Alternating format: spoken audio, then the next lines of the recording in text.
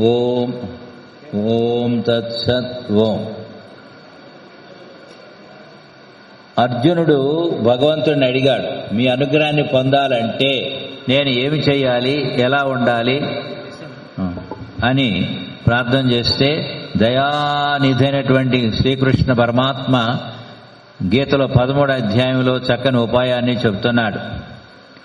జ్ఞేయం ఎతత్ ప్రవక్ష్యామి యజ్ఞాత్వా అమృతమస్నుతే అనాదిమత్పరం బ్రహ్మ న సత్తన్నాసదుచ్యతే సర్వతః పాణిపాదం తత్ సర్వతో అక్షిశిరో ముఖం సర్వతః శృతిమల్లోకే సర్వమావృత్య తిష్ఠతి. పరమాత్మ రెండు రకాలుగా ఉంటాడు, సగుణ బ్రహ్మ, నిర్గుణ బ్రహ్మ. కాబట్టి నిర్గుణ బ్రహ్మని అంటే ఆ పరబ్రహ్మం నేనని తెలుసుకుంటే కలిగే లాభం ఏమిటి అంటే అమృతమస్నుతే, ఇక జనన మరణాలు ఉండవు అని భగవంతుడు చెప్తున్నాడు. మరి ఆ భగవంతుని యొక్క అనుగ్రహం కలగాలంటే ఏం చేయాలి? ఆ నిర్గుణ పరమాత్మ తత్వం మనకి అనుభవానికి రావాలంటే చాలా కష్టం అన్నమాట. అందుకని ఉపాయాన్ని చెప్పండి అని అర్జునుడు అడిగితే భగవంతుడు చెప్తున్నాడు, సర్వతః పాణిపాదం తత్ సర్వతో అక్షిశిరో ముఖం సర్వతః శృతిమల్లోకే సర్వమావృత్య తిష్ఠతి బహిరంతస్య భూతానాం అచరంచరమేవ చ. ఓ అర్జున, ఉపాయాన్ని చెబుతున్నాను, శ్రద్ధగా విను అని భగవంతుడు చెబుతున్నాడు మనందరి జీవితాలు ధన్యం అవటానికి. సర్వతః పాణి, ఈ కనిపించే అందరి చేతులు నావే. పాద, ఈ కనిపించే అందరి పాదాలు నావే. అక్షి, ఈ కనిపించే నేత్రాలన్నీ నావే. శిర, ఈ శిరస్సులన్నీ నావే. ముఖ, ఈ కనిపించే ముఖాలన్నీ నావే అని చెప్పి బహిరంతస్య భూతానాం అచరంచరమేవ, ప్రతి ప్రాణికి లోపల నేనుండాను, నేను లేని ప్రాణి అంటూ ఏది లేనే లేదు. అందరికీ లోపల నేనుండాను కాబట్టి నేను లేని ప్రాణి లేదు. బయట అన్ని రూపాలుగా నేనే ఉండాను కనుక నేను కాని రూపం అంటూ లేదు. All beings are different shapes of God. ఈ కనిపించే రూపాలన్నీ కూడా భగవంతుని యొక్క వివిధ రూపాలే అని, ఇవన్నీ నా రూపాలే అని భగవంతుడు చెప్పాడు. ఆయన ఇచ్చిన దివ్య నేత్రాల ద్వారా అందరిని మనం పరమాత్మగా చూసుకోవాలన్నమాట. అందరూ పలకండి, ఓం యత్ర అన్యతు న పశ్యతి. భగవంతుడు మనకు కళ్ళు ఇచ్చినందుకు అందరినీ పరమాత్మగా చూసుకోమని, అందరినీ పరమాత్మగా చూసుకోవటానికి మనకు కళ్ళు ఇచ్చాడు. అంతేగాని అందరినీ మనుషులుగా, పశువులుగా, పక్షులుగా చూడటానికి కళ్ళు ఇవ్వలేదు. అందరినీ పరమాత్మగా చూసుకోండి, అందరూ నేనే, విశ్వరూపంతో నేనే ఉన్నాను అని భగవంతుడు ఒక అద్భుతమైనటువంటి విషయాన్ని తెలియజేస్తూ ఉన్నాడు. దృష్టిం జ్ఞానమయం కృత్వా పశ్యేత్ బ్రహ్మమయ జగత్. ఈ విధంగా వేదాంత విచారణ చేసి మనసుని దైవాకారంగా మార్చుకుంటే ప్రపంచమంతా మనకు పరమాత్మమయంగా గోచరిస్తుంది. ఎక్కడ చూసినా, ఎప్పుడు చూసినా అంతా పరమాత్మమయంగా సోహం సోహం అనే మంత్రంతో పరమాత్మ నేను, పరమాత్మ నేనని సృష్టి అంతా మనకి దైవమయంగా దర్శనమిస్తూ ఉంటారు. కనుక ఇటువంటి దృష్టిని సంపాదించుకొని ఎవరైతే ఉంటారో వాళ్ళు లోపల నేనే, బయట నేనే, కదిలేవి నేనే, కదలేవి నేనే. కాణిపాకులు ఎనాక్ష ఉంటాడు, విగ్రహమే కదా, ఏట పెరుగుతూ ఉంటుంది. కాబట్టి కదిలే మనుషులు, పశువులు, పక్షులు నేనే, కదలని కొండలు, గుట్టలు నేనే అని భగవంతుడు చెప్తున్నాడు. ఆ విధంగా అందరినీ పరమాత్మగా చూసుకొని ఒక్కొక్కరు మాట్లాడే దేవుడిగా, మాట్లాడే దేవతలుగా మీరు మారిపోవాలి అనేది అభిప్రాయం అన్నమాట. కాబట్టి ఆ విధంగా మంచే మన జీవితాన్ని కాపాడుతుంది అన్నమాట. మన పక్కన ఇప్పుడు ఏమంటే మంచి స్కూల్ ఉంది. మంచి అంటే మంచితనం అంటే గొప్పతనం అన్నమాట. కాబట్టి ఆ విధంగా గూడవల్లిలో మన సనాతన సభ జరుగుతుంది. దాదాపు 20,000 మంది ఉంటారని అనుకుంటున్నారు. ఆ జనంలో ఒక అమ్మగారు పర్సు పోగొట్టుకున్నారు. దాంట్లో 70,000 రూపాయల దాకా డబ్బు, సుమారుగా కొంత విలువైన బంగారం ఉన్నది. పొరపాటున జారిపోయింది. ఆ పర్సు మన భక్తురాలికి కూలి చేసుకుని బ్రతికే అమ్మగారికి దొరికింది. ఆ అమ్మగారు తీసుకొచ్చి మనకిచ్చారు. ఎంత గొప్పదనో చూసుకోండి మరి. ఇక పోగొట్టుకున్నామే, ఇక ఒళ్ళంతా చెమటలు పట్టిపోయి ఇంటికి వెళ్తే మా భర్త గారు తిట్టవచ్చు, కొట్టవచ్చు, ఇంకా అవసరమైతే చంపేని కూడా చంపేస్తాడు. ఇప్పుడు కాదమ్మా, కూర్చోండి, మధ్యలో రాకూడదు. కాబట్టి గడగడ వణికిపోతా ఉంది. సభలో అనౌన్స్మెంట్ చేశాం, ఎవరో డబ్బులు పర్సు పోగొట్టుకున్నారు, గుర్తులు చెప్తే ఆ పర్సు వాళ్ళకి ఇవ్వబడుతుంది అనగానే ఆగ మేఘాల్లో రొప్పుకుంటూ రోసుకుంటూ వచ్చేసి నాదే స్వామి మీకు తీసుకోమని ఇస్తే, నాయన నా ప్రాణాలు నిలిపారు, ఈ సభ నా ప్రాణాలను నిలిపింది అని చెప్పేసి దండాలు పెట్టుకుని ఆనందంగా వెళ్ళిపోయింది అన్నమాట. కాబట్టి దట్ ఈస్ రియల్ లైఫ్. అది నిజమైనటువంటి జీవితం. కూలి చేసుకుని ఆమె దాదాపుగా 2 లక్షలు విలువ చేసే బంగారం కానీ డబ్బు కానీ దొరికిందంటే ఎవరైనా వదులుతారా? అటు ఇటు చూసి ఎవరు చూడలేదు కదా కవక్కన జోబులు పెట్టేసుకుని మళ్ళీ అవసరమైతే ఎందుకైనా మంచిగా అక్కడి నుంచి వెళ్ళిపోతారు. పాపం వెళ్ళలేదు, తెచ్చి ఇచ్చింది. That is real life. ఇటు అటువంటి పవిత్రమైనటువంటి జీవితాన్ని గడపమని భగవంతుడు చెప్తున్నాడు. ఇక 14వ అధ్యాయంలో నాణ్యం గుణేభ్య కర్తారం యదా ద్రష్టానుపశ్యతి గుణేభ్యశ్చ పరం వేత్తి మద్భావం సోధిగచ్చతి. మనకు 3 గుణాలుంటాయి: సత్వగుణం, రజోగుణం, తమోగుణం. బాగా నిద్ర, ఆలస్యంగా, బుళ్ళంతా బడలికగా డల్గా ఉన్నారనుకోండి, తమోగుణం ఉండట్టు. కోపతాపాలతో ఉండారనుకోండి, రజోగుణం ఉండట్టు. నిద్ర వచ్చినట్టుగా ఉంటే తమోగుణం, కోపతాపాలతో ఉంటే రజోగుణం. ప్రశాంతంగా ఇప్పుడు మీరందరూ హాయిగా సంతోషంగా ఉన్నారు, ఇప్పుడు సత్వగుణం ఉండట్టు. కాబట్టి ఈ 3 గుణాలు వాటి పనులు అవి చేసుకుంటూ ఉంటాయి. 3 కూలి వాళ్ళని పెట్టామనుకోండి, తలా ఒక పని పెట్టామనుకోండి, వాడి పనులు వాళ్ళు చేసుకుంటూ ఉంటారు, కానీ యజమాని చేయడు. అట్లాగే లోపలుండే ఆత్మ చేయదు, చేయించదు. ఆయా గుణాలు ఆయా పనులు చేసుకుంటూ ఉంటాయి. కాబట్టి నేను చేసేవాడిని కాదు, చేయించేవాడిని కాదు. ఈ గుణాల కంటే, గుణధర్మాల కంటే నేను వేరుగా ఉండే పరమాత్మని అని మనని మనం తెలుసుకుంటే ఇక మనం ఎల్లప్పుడూ పరమాత్మగానే ఉండిపోతాము అని భగవంతుడు చక్కగా తెలియజేస్తూ ఉన్నాడు. 15వ శ్లోకంలో, 15వ అధ్యాయంలో 19వ శ్లోకంలో అమృతాన్ని మనకు కురిపిస్తున్నాడు భగవంతుడు. యో మామేవమసమ్మూఢో జానాతి పురుషోత్తమం స సర్వవిత్ భజతి మాం సర్వభావేన భారత. ఎవరైనా సరే, మాతాజీలు కావచ్చు, పితాజీలు కావచ్చు, దేశీయులు కావచ్చు, విదేశీయులు కావచ్చు, ఎవరైనా సరే మనని భగవంతుడిగా తెలుసుకోవాలి, పరమాత్మని పూర్ణమైన పరమాత్మగా తెలుసుకోవాలి, పురుషోత్తముడని. మనను కూడా పురుషోత్తమైన పరమాత్మేనని తెలుసుకోవాలి. నేను పురుషోత్తమైన పరమాత్మే, అందరూ పురుషోత్తమైనటువంటి పరమాత్మ స్వరూపులే, ఎవరు తక్కువ లేనే లేరు అని భగవంతుడు చక్కగా తెలియజేస్తున్నాడు అన్నమాట.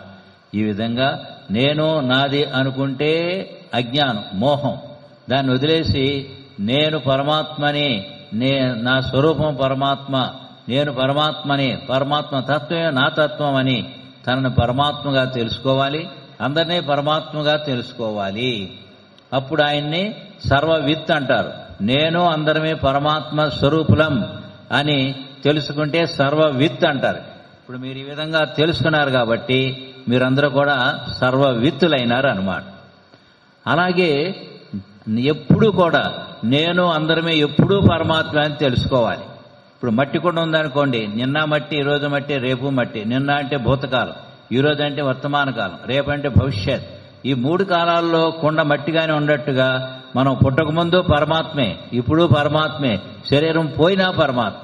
కాబట్టి 3 కాలాల్లో నేను పరమాత్మని అని ఎవరైతే తెలుసుకుంటారో ఆయన సర్వజ్ఞుడు. ఇప్పుడు మీరు తెలుసుకున్నారు కాబట్టి సర్వజ్ఞులైనారు. నేను అందరమే పరమాత్మని తెలుసుకున్నారు కాబట్టి సర్వవిత్తులైనారు. కాబట్టి సర్వవేత్తలైనారు, సర్వజ్ఞులు అయినారు. ఈ విధంగా ఎవరైతే తెలుసుకుంటారో అటువంటి వాళ్ళు ఏం చేయాలి అంటే సమస్తము పరమాత్మని భజతి మాం సర్వభావేన భారత. సమస్తము పరమాత్మమయము అని ఆ దైవ చింతనలో మన జీవితాన్ని మనమే ధన్యత చేసుకోవాలి. ఉద్ధరేదాత్మనాత్మానం. ఎవరి ఆకలికి వాళ్ళు అన్నం తిన్నట్లుగా ఎవరి జీవితాన్ని వాళ్ళే ధన్యత చేసుకోవాలి అని భగవంతుడు చెబుతున్నాడు. మా సుందరకాండ సత్యనారాయణ స్వామి గారు సరే చక్కగా ఈ విధంగా మీరందరూ కూడా మనని అందరినీ పరమాత్మగా తెలుసుకోండి అని భగవంతుడు చెబుతున్నాడు. అట్లా ఎవరైతే తెలుసుకుంటారో ఆయనే సర్వవిత్తు, ఆయనే సర్వజ్ఞుడు. కాబట్టి మీరు సర్వవిత్తులైనారు, సర్వజ్ఞులైనారు. అయితే మీరు ఏం చేయాలంటే నేను ఇది అంతా పరమాత్మమయం అని సదా దైవ చింతనలో మీ జీవితాన్ని మీరే ధన్యత చేసుకోవాలి. చనిపోయేటప్పుడు మనం ఎవరో కాపాడరు, మనమే కాపాడుకోవాలి. మనం చేసినటువంటి దానాలు, ధర్మాలు, యజ్ఞాలు, దానాలు, తపస్సులు, దైవ సేవ, గురుసేవ ఇదే మనం కాపాడుతుంది అన్నమాట.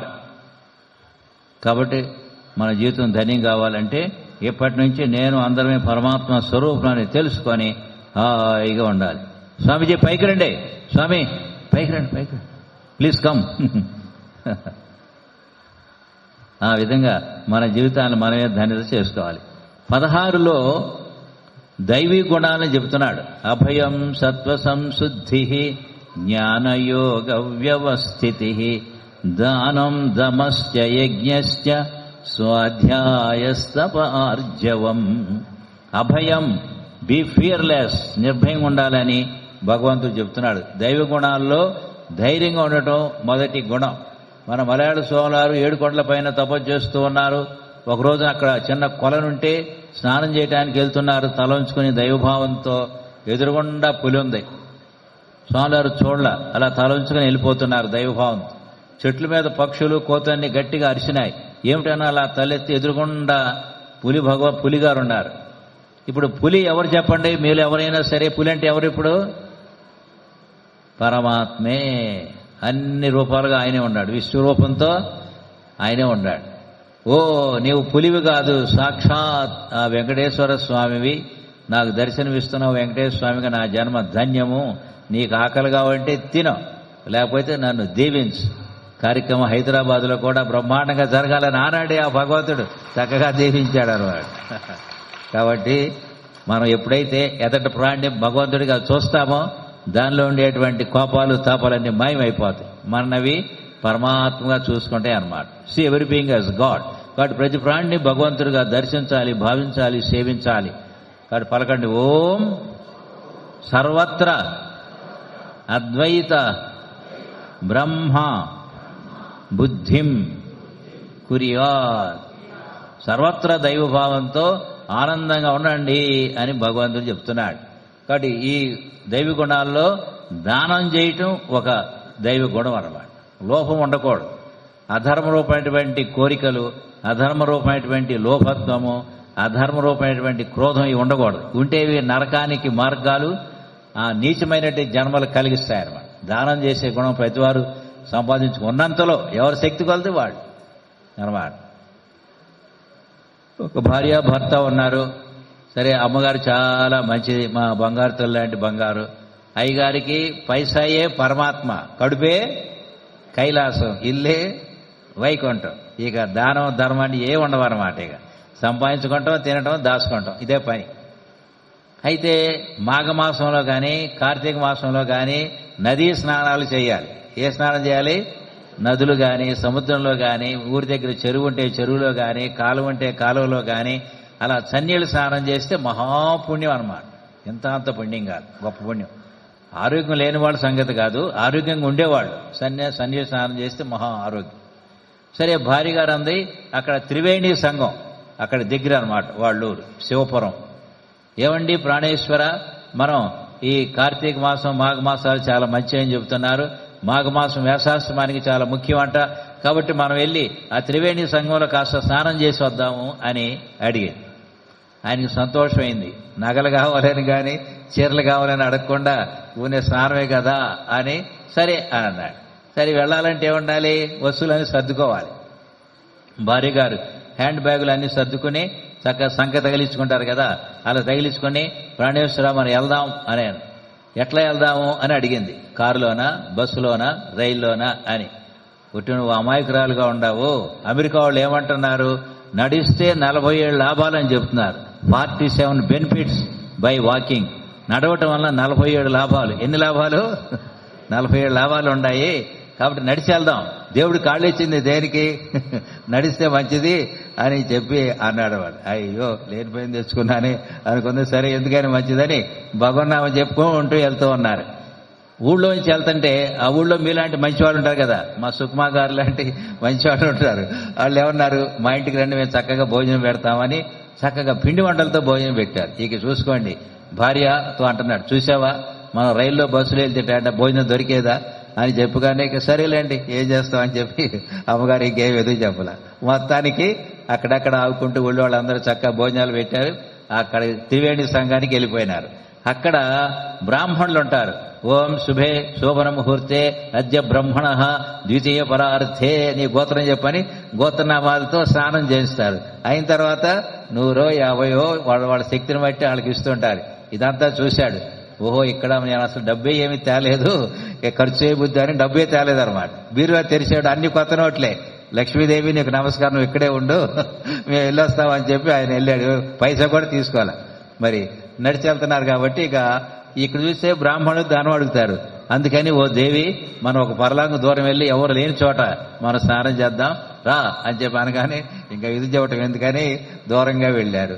అక్కడుండేది శివుడికి నవ్వొచ్చింది. ఈ లోభిని కాసేపు ఆడిద్దామని చెప్పి ముస్సలు బ్రాహ్మణుడిగా అక్కడికి వెళ్ళి ఓం శుభే అని మొదలుపెట్టాడు. ఏమయ్యా నిన్నెవరు రమ్మన్నారయ్యా, నేనేమి ఇచ్చేవాడిని కాదు, అసలు ఇవ్వాలన్నా నా దగ్గర పైసా లేదు, ప్లీజ్ గో అని వెళ్ళు అన్నాడు.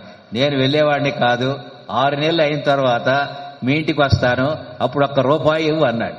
ఈయన ఎగాదిగా చూశాడు. 6 నెలలు ఈయన బ్రతికేటట్టు లేడు, ముసలు డొక్కుగా ఉన్నాడు. ఈ లోపల వెళ్ళిపోతాడు, మనకేదో లాభంగా ఉందని చెప్పి అది సరే అని అన్నాడు. సరే సంకల్పం చెప్పారు, స్నానం చేశారు, అలా వెళ్ళిపోయినారు. ఇంటికి వెళ్ళిపోయినారు. 6 నెలలు అయింది. చక్కగా భోజనం చేసి మధ్యాహ్నం ఇంట్లో హాయిగా కూర్చుని ఉండారు. అక్కడ కూడా కాసేపు ఆయన్ని తమాషా చేయాలని చెప్పి ఆ శివుడు అట్లాగే ఆ రూపంలోనే వస్తూ ఉన్నాడు. ఏమండి ప్రాణేశ్వర, మీరు అనుకున్నట్టుగా ఆయన చనిపోలేదు, వస్తున్నాడు, హీఈస్ కమింగ్, వస్తున్నాడు. అయ్యో పాపిష్టోడు ఎందుకు చచ్చిపోలేదు అనుకున్నాడు. సరే నువ్వు వెళ్ళి మా వారికి జ్వరంగా ఉంది, జ్వరంగా ఉండి ఏమిస్తాడు, మీరు వెళ్ళిపోండి అని చెప్పు అన్నాడు. ఏమండి మా వారికి జ్వరంగా ఉంది, మీరు వెళ్ళిపోండి, ఇంకేమిస్తాడు ఆయన జబ్బులు ఉంటే అన్నాడు. అమ్మా నాకు అద్భుతమైనటువంటి వైద్యం తెలుసు కాబట్టి నేను వస్తున్నానని చెప్పు అన్నాడు. ఏమండి ఆయన వెళ్ళటం లేదండి అన్నాడు. చచ్చిపోయినాడని చెప్పు అన్నాడు. ఇక వచ్చేసి ఏమండి మా వారు వెళ్ళిపోయినారు, ఇంకేం ఏమిస్తారు, వెళ్ళండి నేను వెళ్ళేవాడిని కాదు, దహనం చేసేటప్పుడు అనేక మంత్రాలు ఉంటాయి, నేను మంత్రాలు చదివానంటే ఆయన డైరెక్ట్ వైకుంఠానికి వెళ్ళిపోతాడు, నేను వెళ్ళేవాడు కాదు అన్నాడు. వరి భలే ఇబ్బంది అయిపోయిందని ఇక ఆయన లోపలికి వచ్చాడు. ఇక ఏం అనలేకపోతుంది అమ్మగారు, ఆమెకి పిల్లలు లేరు వాళ్ళకి. అడ్డు చెప్పకుండా ఉంటే ఇక ఆయన గట్టిగా బిగుసుకొని ఉన్నాడు. సరే ఏమమ్మా ఎవరైనా పిలుస్తారా మీ చుట్టాలని, లేకపోతే నన్నే శ్మశానాన్ని తీసుకెళ్ళమంటారా అని అడిగాడు. నిజంగా చచ్చిపోతే కదా ఎవరు పిలవటానికి. సరే మీరే తీసుకెళ్ళండి అంది. ఇవి కూడా వెళ్తుంది. ఈయన కదలటలా మెదలటలా, కదిలితే మెదిలితే ₹1 గోవింద. అందుకని అట్లా బిగుసుకుపోయి ఉన్నాడు. సరే శ్మశానం పక్కనే అక్కడ శివుడు వెళ్ళి ఓం అనగానే అది చితి అంటారు కదా, దాన్ని చితి బేరిపోయి కట్టెలన్నీ టక్క వచ్చేసి ఉన్నాయి అనమాట. ఆ కట్టెల మీద పడుకోబెట్టాడు శివుడు ఆయన్ని. ఏమండి ఆ అమ్మగారు అంటది, ఏమండి మీరు వెళ్ళండి అంది. నేను అప్పుడే ఎందుకు వెళ్తానమ్మా, తలగొరిగి పెట్టి తల టాప్ అని పగిలి వరకు నేను వెళ్ళను అన్నాడు. ఓరి ఎంత ప్రాణం పోయేటట్టుకుంది, అంత అపాయం వచ్చిందని చెప్పి ఏం చేయాలా అని గుట్టకలు మింగుతా ఉంది. ఈ అమ్మగారు ఏమో కాళ్ళ కాడ గోకుతా ఉంది, లేవండి అని. ఆయన ఎందుకు లేస్తాడు, లేవడు, అలాగే ఉంటాడు. అప్పుడు ఆయన నిజంగానే శివుడు కాబట్టి ఓం అనగానే అగ్ని వచ్చేసింది. అలా తలకాడ పెట్టాడు. ఆ వేడి భరించలేక అబ్బాని దూకాడు కిందకి.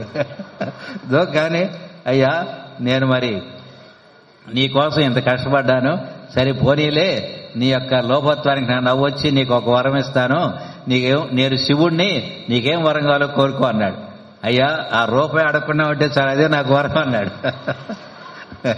అప్పుడు శివుడు చెబుతాడు, నవ్వుతూ చెబుతాడు అనమాట. ఏమయ్యా ధనంచ భూమౌ, నీ ఎంత సంపాదించినా నీ వెంబడి ఏమీ రాదు.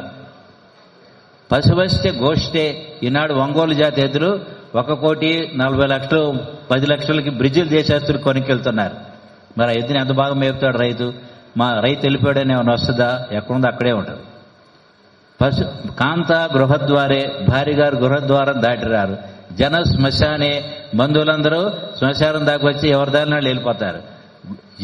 దేహస్థితాయ, శరీరాన్ని అగ్నిహోత్రుడికి ఇస్తారు.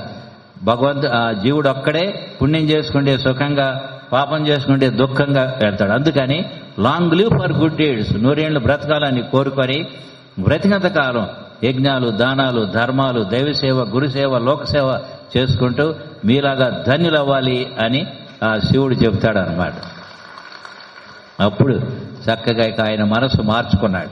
మారేవాడు మనిషి, మారినవాడు మీరే చెప్పాలి. కాబట్టి మంచి మాటలేని మారిపోవాలి. అప్పటి నుంచి ఆయన అద్భుతంగా దాన ధర్మాలు చేసి తన జీవితాన్ని ధన్యత చేసుకున్నాడు. అందుకని దానం అనే పదాన్ని దైవ గుణంగా చెప్పాడు అనమాట భగవంతుడు. నేను దానం చేయను అన్నారు అనుకోండి, అది ఇంకో రూపంలో పోతుంది. దొంగల పాలు, దొరల పాలు, ఇన్కమ్ ట్యాక్స్, మరి వరదల పాలు, అగ్ని పాలు, ఏదో విధంగా బాధగా అది నిలవదు. అట్లా వేస్ట్ అయ్యే బదులు సంపాదించిన ఒక ధీరత్వం, దర్జాగా దాన ధర్మాలు చేసుకుంటాం మరొక ధీరత్వం. ధీరులుగా ఉండండి అని భగవంతుడు 16వ అధ్యాయంలో చెప్పాడు. 17లో చక్కగా దేవద్విజ గురు ప్రాజ్ఞ పూజనం శౌచమార్జవం బ్రహ్మచర్య మహింసాచ శారీరం తప ఉచ్యతే. దివ్యమైనటువంటి శరీరాన్ని భగవంతుడు మనకి ఇచ్చినందుకు ఏ విధంగా మన జీవితం ధన్యం కావాలో భగవంతుడు చెప్తున్నాడు. దేవతలను మనం పూజించాలి. చేతులారంగా శివుని పూజింపడేని, నోరు నవ్వంగా హరికీర్తి నుడివడేని, దైవ సత్యంబు లోనుగా దళపడేని, కలుగ నేటికి తల్లుల కడుపు చేటు అని భాగవతం అంటుంది. కాబట్టి చేతులారా తల్లిదండ్రుల్ని, గురువుల్ని, అతమామల్ని, భగవంతుడిని పూజ చేసుకుంటే మన చేతులు దివ్యమైపోతాయి అన్నమాట, పవిత్రమైపోతాయి అన్నమాట. హరి పూజనములేని హస్తంబు హస్తమే తరుశాఖ నిర్మిత దర్విగాక. ఆ భగవంతుడి పూజించిన ఆయన చెయ్యి కొయ్యి ముక్కలాంటిది, తెడ్డు లాంటిది. పూర్వం మనకి తెడ్లు ఉండేవి కదా కొయ్యితో, అలాంటి తెడ్డు లాంటిది. కాబట్టి అలాంటి కాకుండా చక్కగా చేతులారా మీ తల్లిదండ్రుల్ని, మీ గురువుల్ని, భగవంతుడిని అందరినీ పూజ చేసుకొని మాట్లాడే దేవుడుగా, దేవతలుగా అయిపోమ్మనండి. సరే, అమ్మగారికి చెప్పండి అమ్మా, అమ్మగారిది ఏదో పాపం చిన్న సంచి ఉంటే పోయిందంట, ఆ ఊరికి ఛార్జీలు ఎంత కావాలో చెప్పమనండి, ఆనందంగా ఛార్జీలు ఇచ్చేద్దాం. ఎంతైతే అంత. మన భక్తురాలు పాపం పోగొట్టుకుంది, దాంట్లో మంత్రకాయితం ఒకటి ఉంది, ఆ మంత్రకాయితం ఇచ్చి డబ్బులు ఎంత కావాలో అడగమని ఇచ్చేద్దాం. ఎవరు తీసుకురండి, నున్నమ్మగారు ఎవరు ఉంటే అమ్మగారి జాగ్రత్త తీసుకురండి అమ్మా, మా బంగారు తల్లి. నున్నమ్మగారు మా బంగారు తల్లి అనమాట. సరే, ఈ విధంగా మన జీవితాన్ని మనమే ధన్యత చేసుకోవాలి అని దేవతల్ని పూజించాలి, గురువుల్ని, తల్లిదండ్రుల్ని, అత్తమామల్ని, మహనీయుల్ని గౌరవించి పూజించి సేవించాలి. శుచిగా, శుభ్రతగా ఉండాలి. త్రికరణ శుద్ధిగా ఉన్నట్లయితే భగవదనుగ్రహం మన పైన కుంభరిష్లాగా కురుస్తుంది, మన జన్మ ధన్యమైపోతుంది. అలాగే బ్రహ్మచర్య మహింసాచ, చక్కగా ఒకళ్ళో ఇద్దరినో బిడ్డల్లో కానీ వాళ్ళు పెళ్లిళ్ళు చేసేసి ఇక మీరు బాధ్యతలు తీర్చుకొని మన వ్యాసాశ్రమానికి వచ్చేయండి, హాయిగా సేవ చేసుకోండి. ఆ తర్వాత ఇంకేం చేయాలి అంటే క్రమంగా సన్యాసం తీసుకోవాలి. అహింస, non violence is the best principle in the whole world. అహింస అనేది ప్రపంచంలో అన్నిటికంటే గొప్ప ధర్మం అన్నమాట. తింటూ మానేస్తే 1000 అశ్వమేధయాగాలు చేసినంత పుణ్యం. మాంసం అనే పదానికి అర్థం ఏంటంటే ఈ లోకంలో ఏ ప్రాణి యొక్క మాంసాన్ని మనం తింటామో పరలోకంలో అది మనం తింటుంది. తినవద్దు, తినిపించుకోనివ్వద్దు. చక్కగా ఎన్నో రకాల కూరగాయలు ఇచ్చాడు, ఎన్నో రకాల పండ్లు ఇచ్చాడు, పాలు, పెరుగు, వెన్న, సిరిధాన్యాలన్నీ వచ్చినాయి కదా, సామలు, ఊదలు, కొర్రలు, ఇలాంటి ఎన్నో వచ్చినాయి. మరియు షుగర్లెస్ ప్యాడీ, మీరు ఆ బియ్యం తింటే షుగర్ ఉండదు అనమాట. అట్లా ఇవన్నీ ఈ విధంగా ఎన్నో మనకు ఉండగా ఆ మాంసం తినవలసిన పని ఉందా లేదా చెప్పండి? లేదు. శభాష్, అలా ఉండాలి. కాబట్టి ఆ విధంగా మన బాధ మనకెంతో వాటికి అంతే. ఆత్మౌపమ్యేన సర్వత్రా సమం పశ్యతి యోర్జున సుఖం వా యది వా దుఃఖం సయోగి పరమో మతః. ప్రపంచం అందరికంటే నాకు ప్రియమైన భక్తుడు ఎవరంటే ఇతరులకి అపకారం చేయకుండా మేలే చేస్తాడో, తనను అందరినీ దైవంగా చూసుకుంటాడు, అటువంటి వాడు ప్రపంచంలో అందరికంటే నాకు ప్రియమైన భక్తుడు అని భగవంతుడు చెప్తున్నాడు అన్నమాట.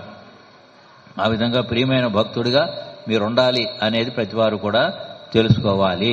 ఈ విధంగా అహింసా వ్రతాన్ని పాటించి మీ జీవితాన్ని మీరే ధన్యత చేసుకోండి అని భగవంతుడు 17వ అధ్యాయంలో చెప్పాడు. 18వ అధ్యాయంలో చెప్తున్నాడు, 20వ శ్లోకం, సర్వభూతేషు ఏనైకం భావమవ్యయమీక్షతే అవిభక్తం విభక్తేషు తజ్జ్ఞానం విద్ధి సాత్వికం. సమస్త ప్రాణులలో ఒకే పరమాత్మ ఉన్నాడు. మనందరికీ లోపలుండే భగవంతుడు ఒక్కడే. అమ్మగారులైనా నేనే అంటారు, అయ్యగారులైనా నేనే అంటారు. మీరు పని మీద ఆ టౌన్లోకి వెళ్ళారనుకోండి, రాత్రి కూడా 10 గంటలకు వచ్చారనుకోండి, తలుపు తడతారు, లోపల నుంచి ఎవరో అంటారు, మీరేమంటారు? అమ్మగారైనా నేనే అంటారు, అయ్యగారైనా నేనే తలుపు అంటారు. కాబట్టి లోపలుండే ఆత్మ నిరాకారంగా ఉంటుంది కనుక, దానికి ఆకారం ఉండదు కనుక అది అమ్మ కాదు, అయ్య కాదు. మీరు గాఢంగా నిద్రపోయారు అనుకోండి, అక్కడ మీకు శరీర ధ్యాస లేదు కనుక అక్కడ నేను అమ్మగారిని అయ్యగారిని అనుకుంటున్నారా? అనుకుంటున్నా. నేను జీవుని అనుకుంటున్నారా? లేదు. నేను ప్రాణం అనుకుంటున్నారా? లేదు. మనస్సు అనుకుంటున్నారా? లేదు. ఏది లేదు. ఇదేది కాని నిరాకార నిర్వికార నిశ్చల ఆనందమైన పరబ్రహ్మమే మనందరి యొక్క స్వరూపం. అందరికీ లోపల నేనే ఉండాలి. బ్రహ్మదేవుడికి లోపల ఎవరున్నారు? నేనే. అందరూ ఒకే పరమాత్మ, మనందరిలో పరమాత్మ ఒకటే. కాబట్టి బ్రహ్మదేవులు ఉండే లోపలుండే పరమాత్మ వేరు, మన ఆత్మ వేరు కాదు, ఒక్కటే అని ఎవరైతే తెలుసుకుంటారో ఇంకా వాళ్ళకి జన్మ ఉండదని సభాపూర్వకంగా మీ అందరికీ తెలియజేస్తున్నాం అన్నమాట. పుష్పమాలలో పుష్పాలు వేరైన దారం ఒకటే, పుష్పాలు వేరుగా ఉంటాయి, దారం మాత్రం ఒకటే పుష్పమాల. అట్లాగే శరీరాలు వేరైనా మనందరికి లోపల ఉండే ఆ భగవంతుడు నేను ఒక్కడే అని భగవంతుడు చెబుతున్నాడు. కాబట్టి ఇప్పుడు బ్రహ్మదేవుళ్ళు ఉండేది మనమే, విష్ణుదేవుళ్ళు ఉండేది మనమే, శివదేవుళ్ళు ఉండేది మనమే, సూర్యుల్లో ఉండేది మనమే, చంద్రుల్లో ఉండేది మనమే. కాబట్టి ఈ విధంగా అందరికీ లోపల ఉండే ఏకమైన పరమాత్మ నేనని తెలుసుకొని ఇతరులకు బాధ కలిగించకుండా చేతైతే మేలు చేయాలి, అపకారం మాత్రం చేయకూడదు అని భగవంతుడు తెలియజేస్తున్నాడు. ఈ విధంగా 18 అధ్యాయాలకి సారాన్ని క్లుప్తంగా చెప్పుకున్నాము. నెక్స్ట్ కార్యక్రమాన్ని అసంగాన స్వామి ఎక్కకుండా వచ్చి సభను కంటిన్యూ చేయాలని కోరుతూ ఉన్నాము.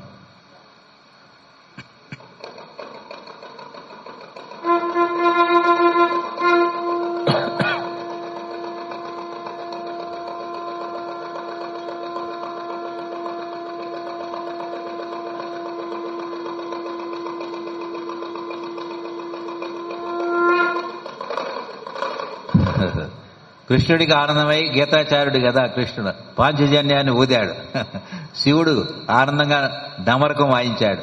కాబట్టి మన కార్యక్రమాలు దేవతలకు కూడా ఆనందం కలిగిస్తాయని సభాపూర్వంగా మీ అందరికీ తెలియజేస్తున్నాం. జై జై జై గురుదేవ్. ప్రతి సంవత్సరం వచ్చే సంవత్సరం బొంబాయిలో జరుగుతుంది కార్యక్రమం, వీలైతే అక్కడ కూడా రావచ్చు మీరు. ఆ తర్వాత 100వ సనాతన సభ మన వ్యాసాశ్రమంలో నభూతో నా భవిష్యత్తుగా జరగాలని మీరందరూ ఆశీర్వదించాలని సభాపూర్వకంగా కోరుతున్నాను.